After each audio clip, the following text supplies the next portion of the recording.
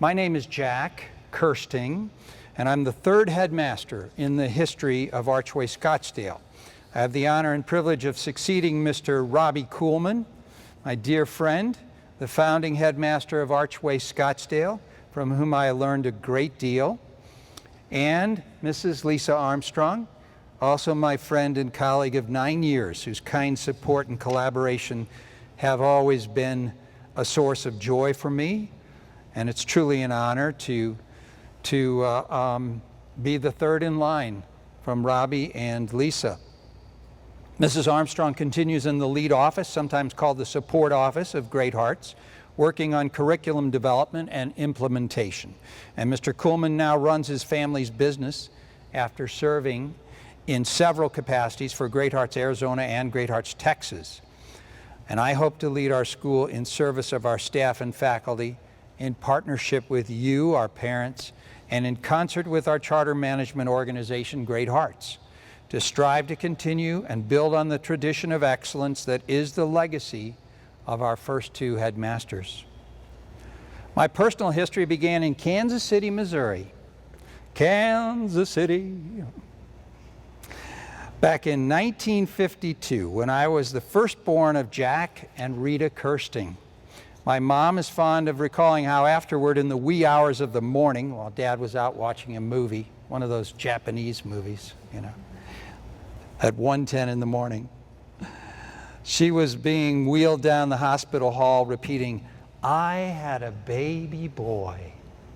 I'm still my mommy's baby boy." It's not surprising that Mom was saying over and over again, "I had a baby boy," because she was the youngest of 4 girls. And she didn't think there were going to be any baby boys in sight. Well, she and Dad were destined to see lots of baby boys.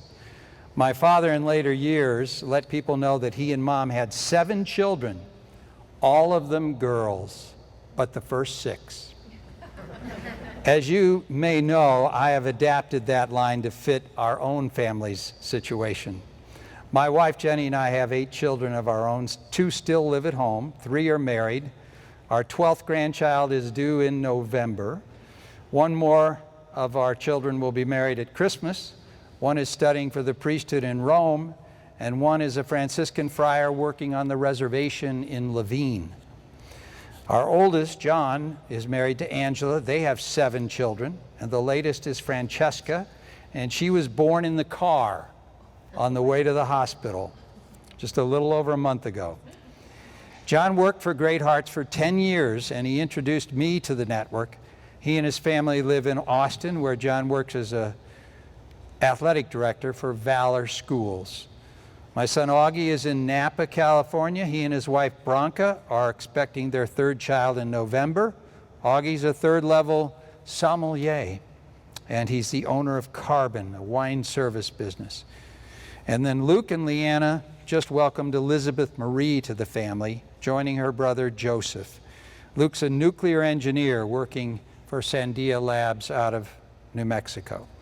I wanted to give you a little context of how much family continues to play a huge role in my life.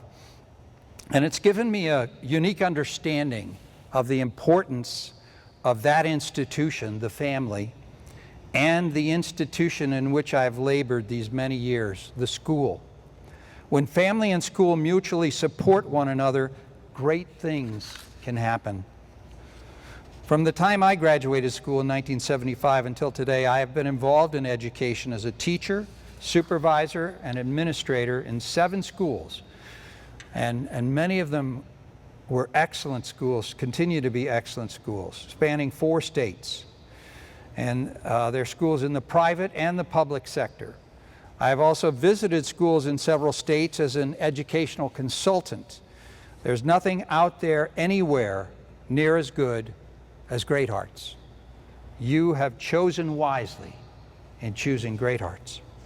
At Great Hearts, we love what is true, good, and beautiful.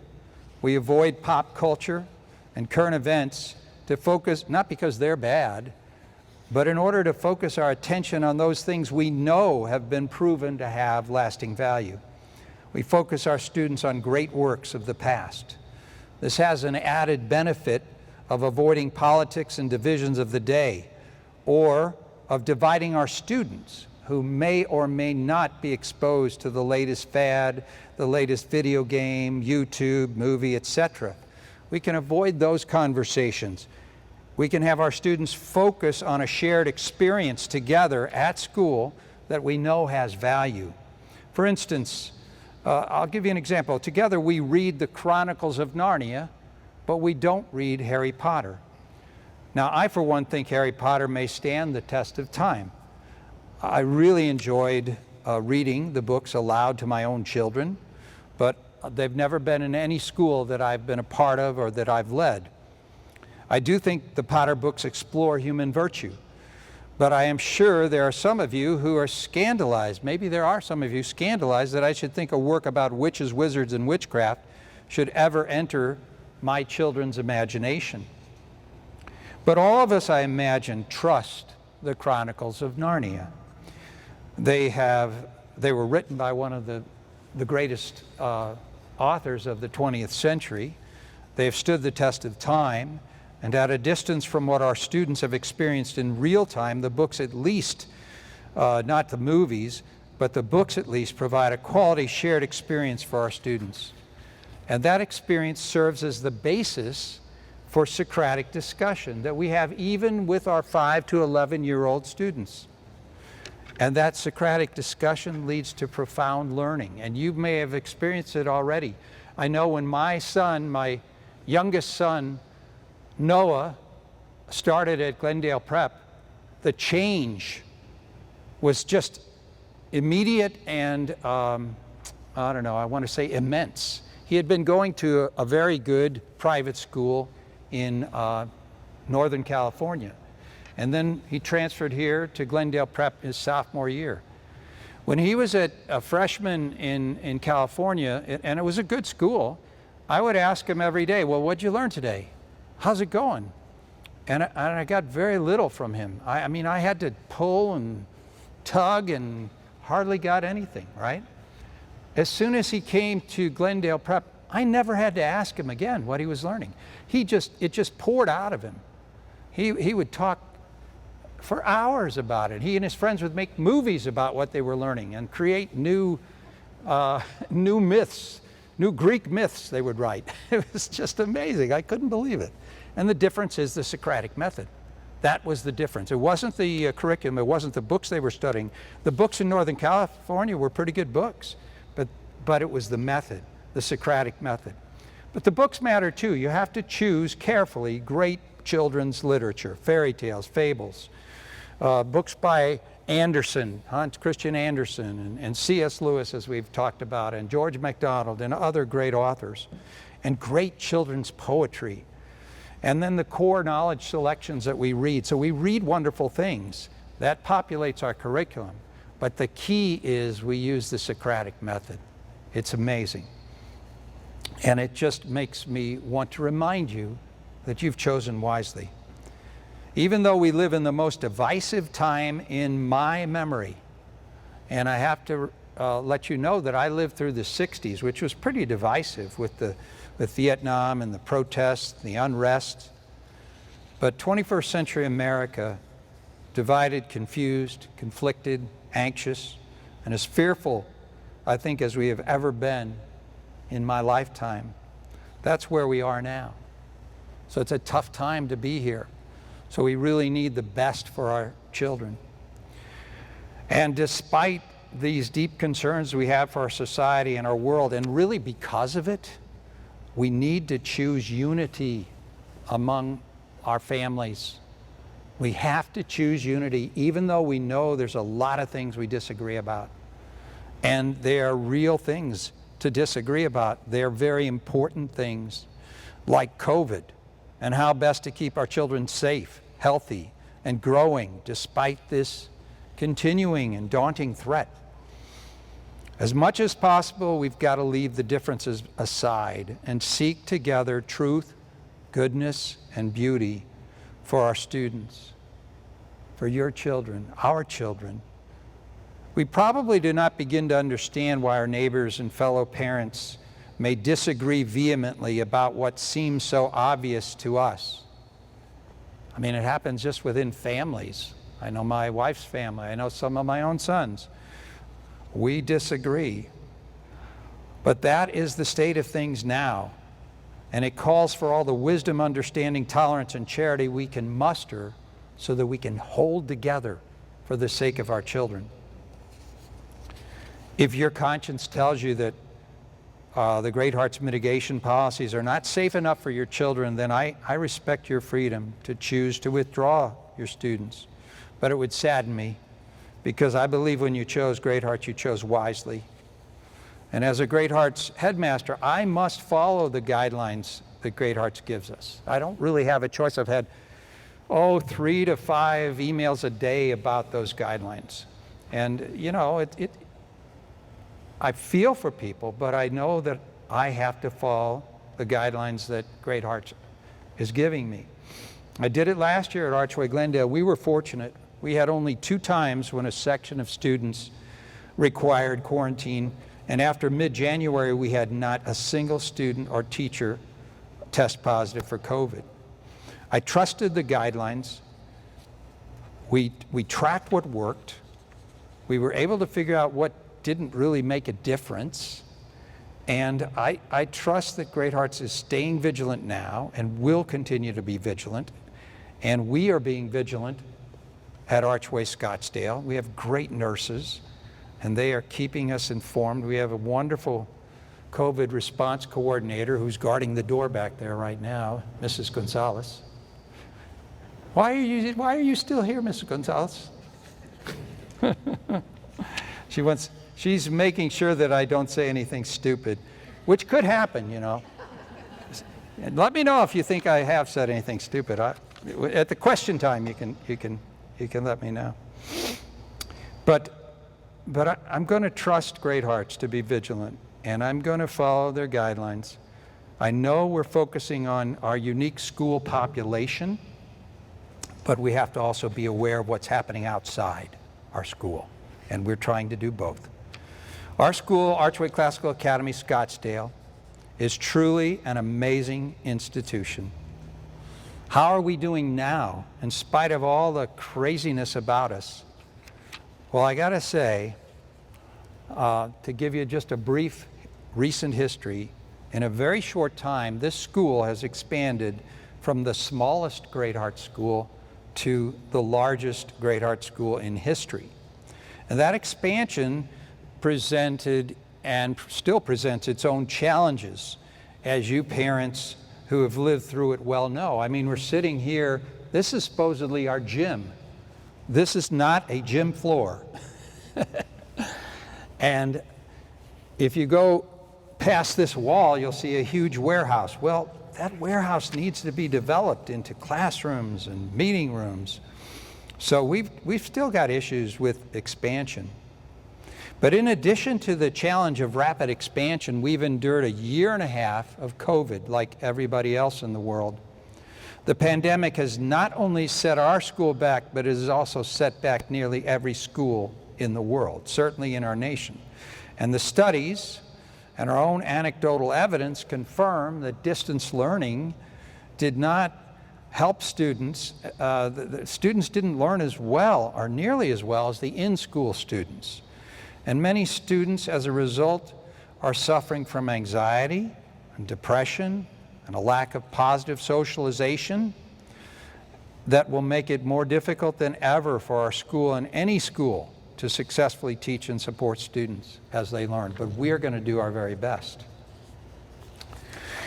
On top of that, you have the overwhelmingly challenging situation of teachers working with students, last year especially, simultaneously online and in classrooms.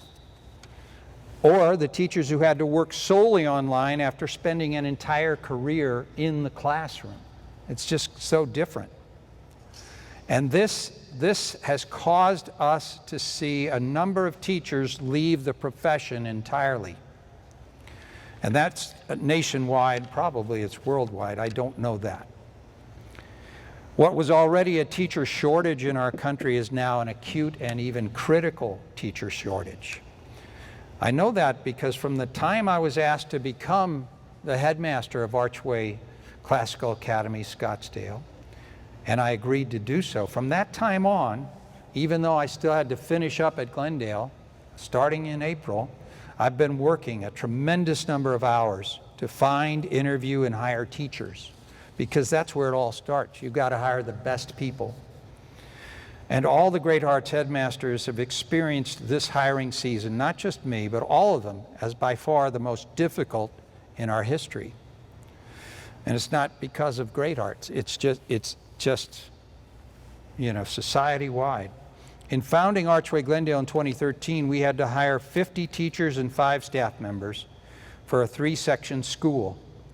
And that experience was just a breeze compared to what I've had to do in the last few months. Now, this school did lose teachers last year. You probably know that.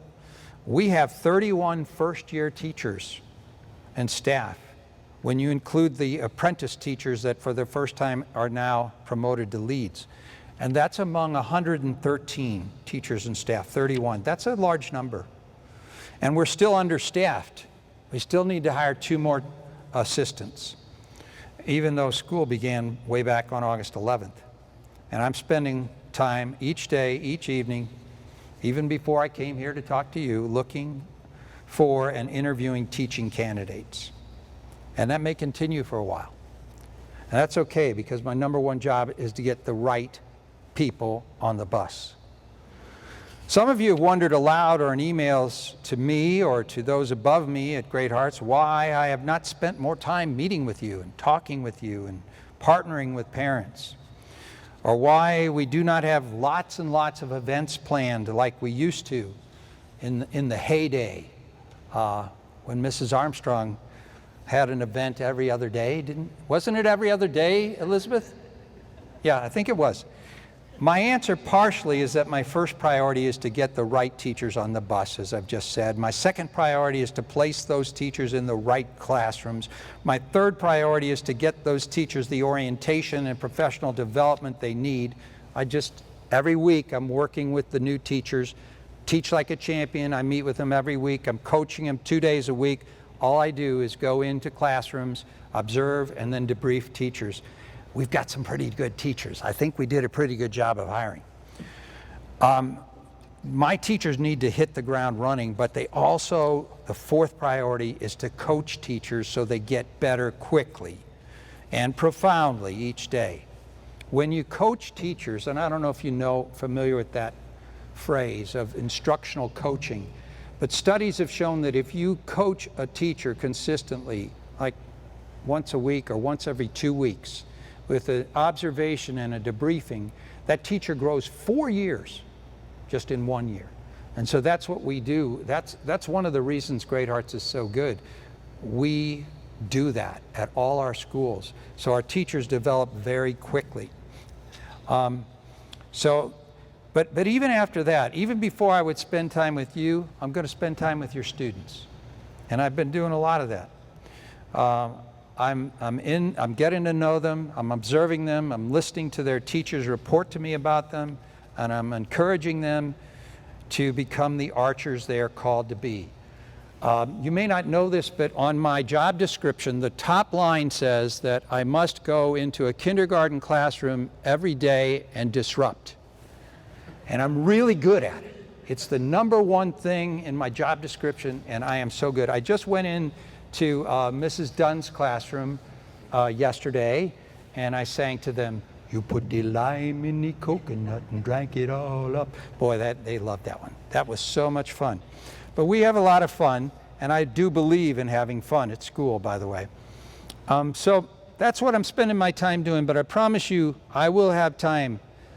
You can have time with me. And sometimes you have to be a little bit persistent, but we'll find the time. We'll get together. I love our parents. I love our Great Hearts parents. You have to be some of the most intelligent and wonderful parents in the world because you've chosen Great Hearts. There's no doubt about it. All right, so I promise you will have time with me as well. President Kennedy famously said, "Ask not what your country can do for you, but ask what you can do for your country." And I still hear his voice ringing in my mind. I can still see him saying those words. That's how old I am. And I hope we can adopt and adapt the attitude that our president proposed. Ask not what your school can do for you, but ask what you can do for your school. And the paradox is when we give, we receive more than ever. When we give, we always receive more than we give. And we and our children will get so much more from our school when all of us at Archway Scottsdale adopt that attitude of selfless and generous giving. But what do parents give? It's not just money, as Amber was talking about, community investment and tax credit. I think it can be broken down into 3 areas. And maybe you haven't even thought of some of these. I hope you haven't. I hope I'm telling you something new. The parents have to give of their time and their talent and their treasure for a school to succeed. In the short time I've been here, I've been impressed with the number of people who have sincerely offered to help. I see that spirit of service in every member of the PSO board and in our volunteers and in so many parents who have reached out to me by phone or email. They haven't just reached out to complain. I'm telling you, that's the truth. They've been asking if they can help, and I really appreciate it. The core values of Great Hearts and Archway Scottsdale are care, commit, collaborate. By having a servant's heart, being passionately committed, and being team players who are focused on the school's success and care not who gets the credit. Time. We need your time. The number one place we need your time is time spent, you spending time with your children. When you spend time with your children and your family, when that's your highest priority, that is also the most long-lasting gift you can give to the school.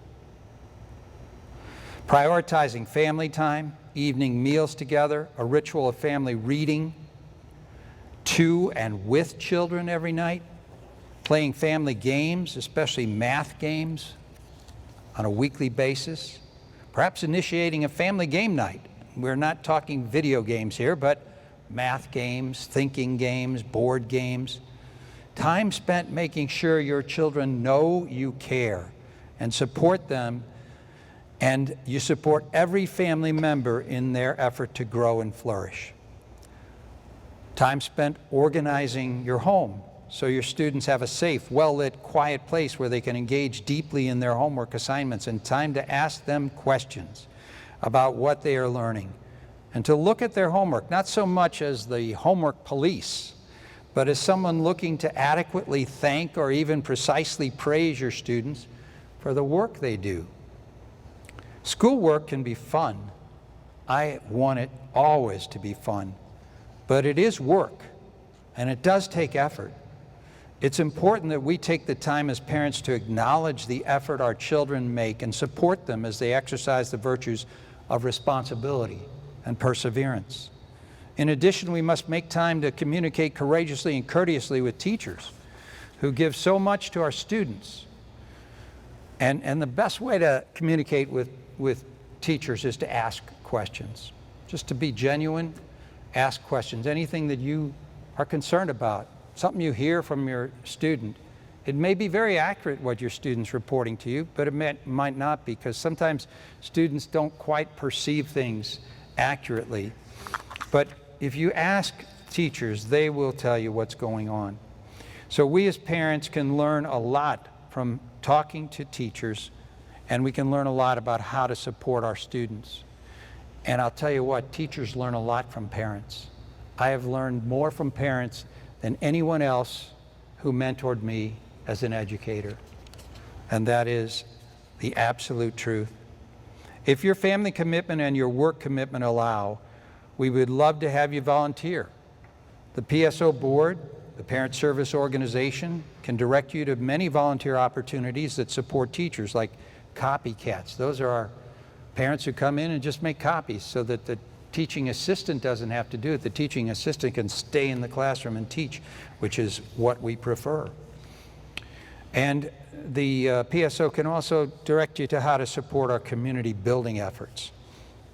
When a school has effective, wise, committed volunteers, we know that school is going to flourish. The second area is talent. Give of your time, but also give of your talent. All of us have God-given talents, and we're meant to use them and share them with others. Sometimes it takes a lifetime for us to discover and recognize the talents we have. Taking a risk, trying things that the school may need, could not only help our school, but help you discover those hidden talents. And you can put them to service, at the service of the community here. There are so many talents a school can use. I bet you have several that you never knew could be useful for a school. Let me give you just one example. A few years ago, I read a book, one of the most difficult books I have ever read and enjoyed. I read a lot, but this book was called Do More Great Work. That book required me to reflect deeply on my priorities, my passions, what I wanted to accomplish. I had to think a lot, and I had to write a lot. It was hard to read that book. It wasn't just like reading a novel. And it had me think about how to get there, how to get to the place where I could do more great work. It took all the brain work capacity I had to read that book. It was like a wrestling match. But there was one hidden treasure in the book that really helped me profoundly. It was the idea that we must make our primary workspace, whether at home or at work, a place of inspiration, beauty, and functionality that helps great work to happen and doesn't hinder it. I asked our Dean of Students' mom, who happens to be an interior decorator by trade, to help me redesign my office. And that office became a place where I was able to do great work. It would not have happened without Sarah's mommy, Susan, my interior decorator. So that's a hint for any of you who are interior decorators out there or know any, because we got a lot of interior spaces around here that need to be beautified. The third thing is treasure, time, talent, and treasure, and Amber spoke about treasure. The Great Hearts model is brilliant. We are a public charter school, so we do receive money from the state, and it's a good deal of money. And our students can get in, any student can get into our school. There's no entrance exam. They just have to be fortunate to hit the lottery. And being a charter school allows us to choose the greatest curriculum today without having to bow to the pressure of every educational fad at work in the district public schools. We can provide a classical education in the Western tradition. We can have 2 teachers in each classroom. We can have music and art and language and technology and physical education specials. We're free to do all this because of the wonderful charter system in Arizona. But there is one catch. The charter and the rural public schools are scandalously underfunded in Arizona. And that's probably another casualty of politics. Just to give you one example, we happen to be in the middle of the Scottsdale School District. And the Scottsdale School District receives student funding nearly double what we receive. So that's why we've got to have something like community investment. Not that all of our parents can give, or not all of our parents can give as much as it would take to make up the difference, but it sure does help. That money doesn't go anywhere else. It doesn't go to some other school in the network. It all goes to Archway Scottsdale when you give to CI. Every dollar goes to fund the education of our students right here, your children at Archway Scottsdale. And when you don't give, when people don't give, not giving when you can afford to only hurts your children, our children, and your children's classmates and their education. Dollar for dollar, CI goes to help Archway Scottsdale do all the great things that Great Heart schools do. There's another place we need treasure, and we need to finish our first capital campaign. We still need to raise $710,000 to fund the finish. A public district school receives that money from the district and the state, but not a charter school. We are already benefiting from many specials classrooms and from the great amount of money that parents have raised in the last 3 years. We have classrooms here, our specials classrooms, that wouldn't be without this capital campaign. But there's much more I would like to do for our students. I would love to have discussions with any of you parents about it, what we can do, because we've got a lot of opportunities. We've got a huge warehouse right behind me. And I think we can make this just the best school in every way possible. I really believe that. So I'd love to have those discussions about the opportunities for bettering our campus. I have ideas. I'm sure you have ideas. I'd love to listen to your ideas. And I would like to, first of all, fund the finish, and then we'll have the deck cleared so we can do even more, accomplish even more for our students, make a more beautiful, functional campus at the service of goodness and truth. Please let me know if someone you know can help us fund the finish, and I'm happy to talk to them anytime. So this concludes my remarks, but it's time for you to ask questions. I hope that you learned a little bit about me, and the fact that I'm passionate about what I do. I love it. I love being with 5 to 11-year-old students every day. They say the darndest things. Let me tell you about one thing they said. Sam McGarry, I don't know how many of you know who Sam McGarry is. She's just wonderful. She's on our administrative team. Well, she's about 8 3/4 months pregnant. And she was in a classroom the other day observing, and one of the students, I think he was a first grader, said, "Why is your belly so big?" And she said, "Well, I have a baby in there." And he looked a little shocked for a minute. He said, "You have a person in there?" And she said, "Yeah." He said, "You better go to the doctor and have him get it out." So Sam said, "I will, but not yet." So I am going to take some questions. She wants to know if there'll be a time when we can visit specials classrooms, see what they do in the classrooms, and just get a better idea of what happens in specials. Well, there's a few things. First of all, we will have concerts this year. We're going to have a winter concert, and we're going to have a spring concert, so you'll be able to witness the fruition of the work that they're doing in music. And then we're also going to have an art walk this year, so you'll get a chance to see all the great works of art that our students participate in. They look at great works of art, but then they produce their own art, and they learn about the elements of art. But I think your question goes deeper. Can we have a time to do a tour? Well, we will have tours this year. And you don't have to be a parent that's looking to come into the school to go on tour. Just come on a tour. And one of the things I do on a tour is go by all the different kinds of classrooms, and certainly by the specials room, and you'll get a chance to peek in and see what's going on. Now, the other option is if you want to volunteer. I love having volunteers in the art room. Art has a lot of logistics that have to take place in terms of paint, or we do have a kiln now, and we want to do ceramics. So if you're really interested in art, we would love to have volunteers in the art room. And I'm sure the other specials teachers would love to have volunteers. So that's another possible way that you'd get even a more close-up look.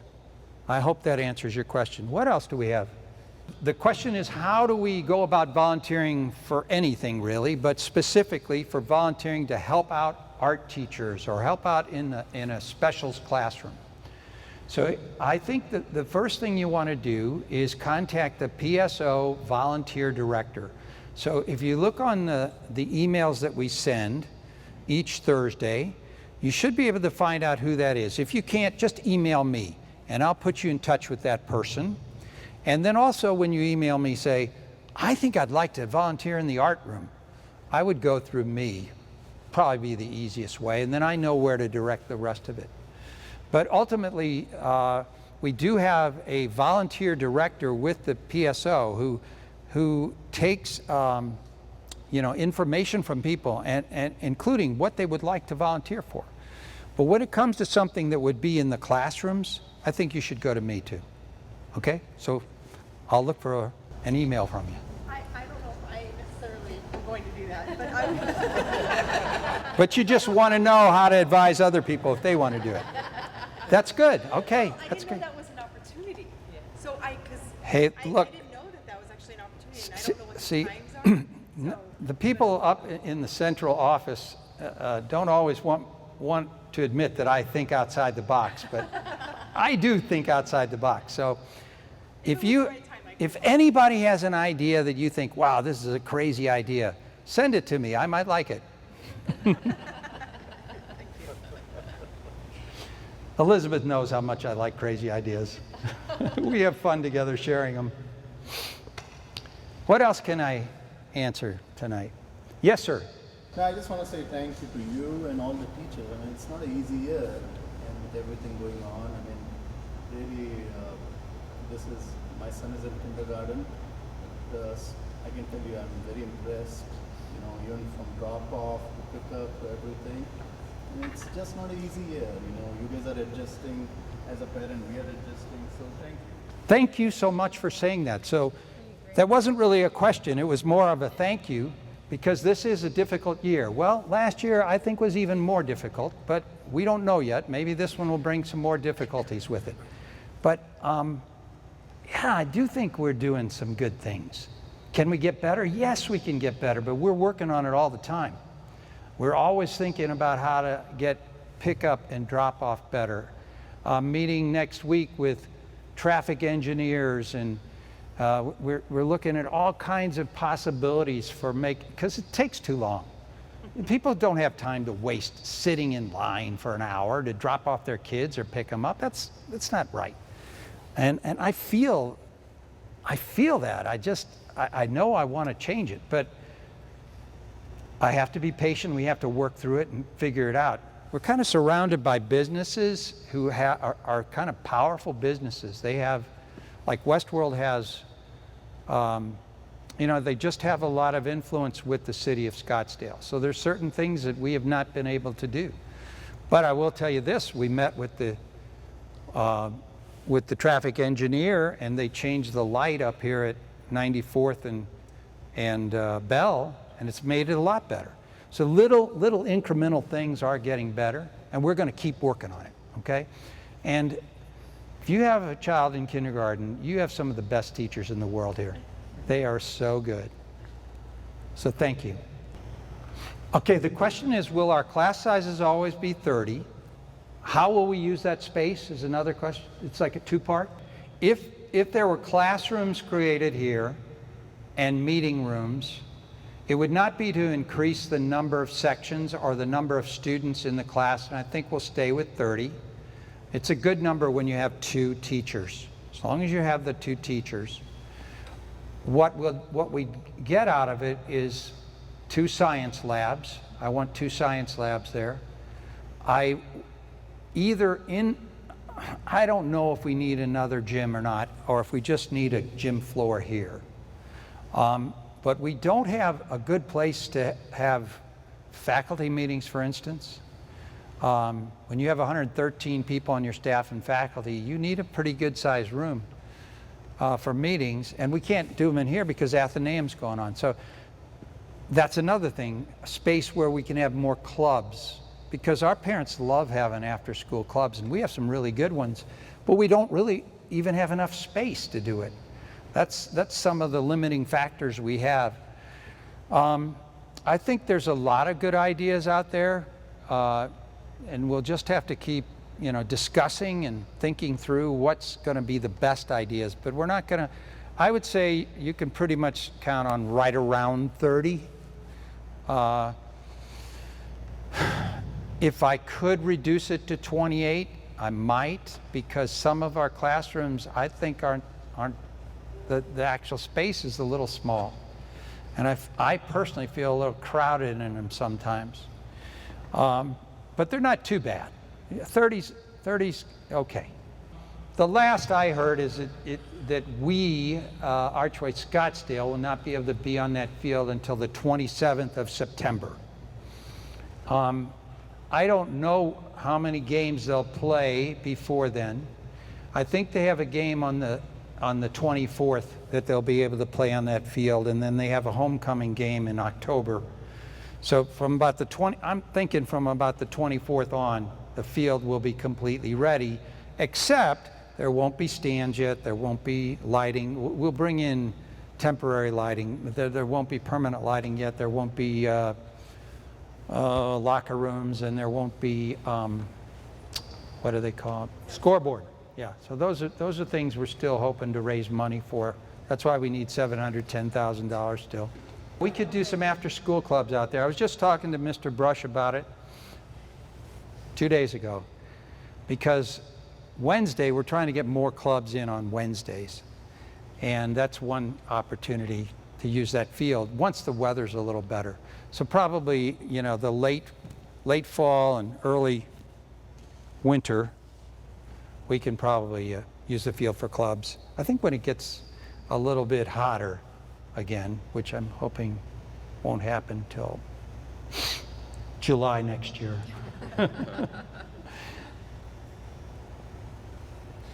Well, thank you so much for coming tonight. And always feel free to email me, text me, call me if you have any other questions. Wait a minute, we got one more. Yeah, I've been struggling to find a song for the end of the week, like on Fridays, for example. Oh, really? You mean like Yeah. T-G-I, There you go. T-G-I-F, T-G-I-F, My son and T-G-I-F. daughter. They like it? They love it. Oh, good. They weren't sure the first week, Yeah, I know. but then they started looking for it. Oh, good. So, Well, made an impression. at Glendale, we've done it for years. And I had this experience. I went on the first Friday they had school. We didn't have school yet. So it was August 6th, I think. I snuck back there. And as I was going in, these 6th grade boys, they saw me, and there was like about 30 of them. They just start singing TGIF. And I'm going, oh my gosh, I did something good in my life, you know? And so anyway, we sang it. It's fun. We have fun. I'm also working on a marching song for the Archers. That's what they say. Archers marching, marching, we will go. Yeah, we got to work. We're working on it. That's right. It's our Archer song. We're working on it. The music teachers and I. I came from North Phoenix. My kindergartner was there. Now she's a first grader here. She's complaining, where is our theme song? Oh yeah, tell her I'm working on it. You tell her to come and see me, and I'll tell her about it. Okay, Archers marching is probably what it'll be called. Archers marching. Oh, more wonderful things to look forward to. Well, thanks everybody. Have a great night.